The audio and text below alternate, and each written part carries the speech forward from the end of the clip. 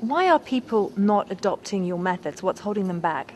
Basically because it takes a leap of faith. That they are in a situation which they think they feel they're in control, and the way we do things means giving up control.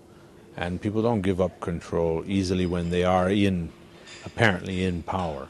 And so it's very difficult to adapt because people have no real motivation to take that leap of faith personally. Because one of the things that you were saying was that traditional corporate structures derive directly from the military. Oh, absolutely. And therefore, control is a fundamental issue.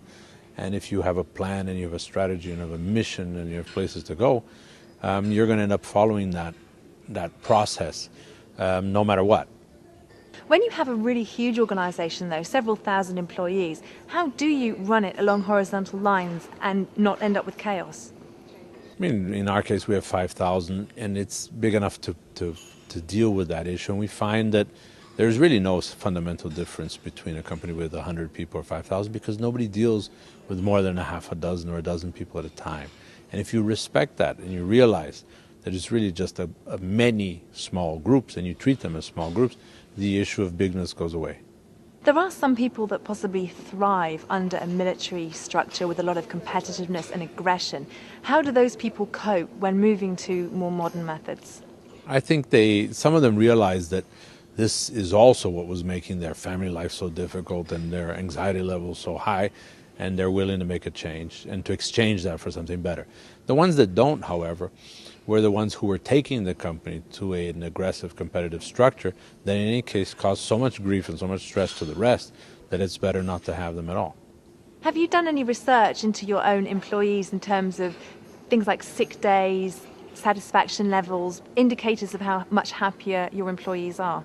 Yeah, we do it all the time, and of course we realize that, as we had imagined, that there's no comparison between the kind of satisfaction derived from a place where they have control than one where they're just a cog in the wheel. And so the levels are, of course, very high. And that's reflected in the fact that it's very difficult to attract someone from there to work in a different company. And across the world, which regions are demonstrating the worst, most militarized corporate organizational structures? The ones that are most difficult to change are probably the profoundly Oriental ones, starting with the Asians. And the Asians have probably the strictest rationale of submission to the system and so forth. And then it changes as you go by. In the Middle East, you find that people are terribly thoughtful about it. They realize that the authoritarian structures are in place, but they're not convinced that it's the only way forward, which is already a big change.